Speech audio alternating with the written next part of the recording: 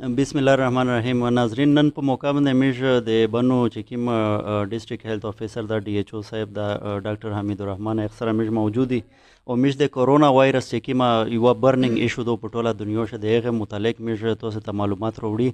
اول خو ډاکټر صاحب موږ ته دا وشي چې دا کورونا وایرس د ته شاو د پیلاو کېږي سرنګ دغه اثرات شوي. بسم الله الرحمن الرحیم. مو نوم د ډاکټر حمید الرحمن ډي ایچ او بنو.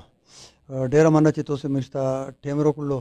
کورونا وایرس لکه څنګه چې تاسو ته پته چې فرست کیس په ووهان د چاینا یو سیټي دو په حسابه ریپورټ شو.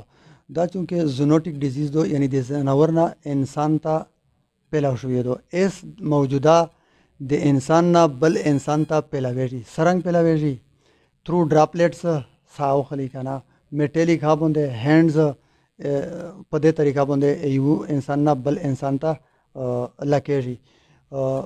ګلوبل سچویشن دا ده چې 4400 کیسونه ریپورټ شوي دي تھرو آوټ دی ورلډ. په دې چې کوم دي 1113 چې کوم ډیث شوي دي دنیا په لیول باندې او 3500 چې کومه د ریکوري خپل هوم ته ډیسچارج شوي دي. صحیح جی. بل تاسو جی دا خبره وکړه چې دا د زناور نه انسان ته لکېږي بیا انسان نه بل انسان ته لکېږي. دا شی تاسو مشته وشاله شي کوم قسم زناور دي چې دغه نه لکېږي؟ ایگزیکټلی خو موته معلوم نه دي او به هر حال زونوټیک ډیزیز ده.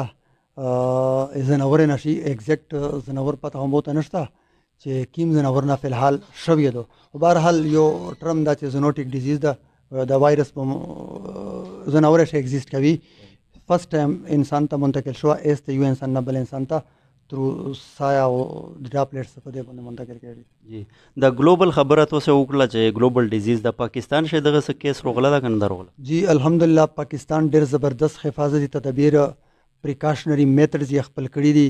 په ایرپورټ باندې سکینینګ کیږي او ایسا پرې په پاکستان شه کنفرم کیس نه دا ریپورټ شو او پریکاشنری میتھډز ډیلی اپډیټ کیږي. ډیلی سچویشن د ډي جی آفیس نه شیر کیږي. الحمدلله ایسا پرې داسې کنفرم کیس پاکستان شه نه راپورټ شو.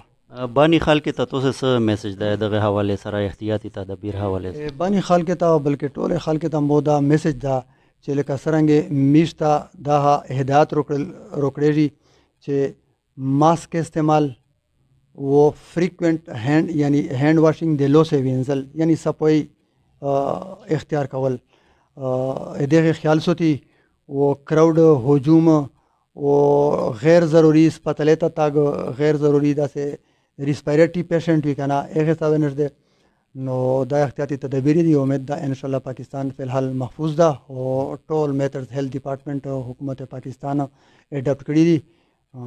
ان شاء الله فی الحال یا داسې میسه خپل نشو. الحمدلله صحیح شو. ډیره مهرباني وکړه.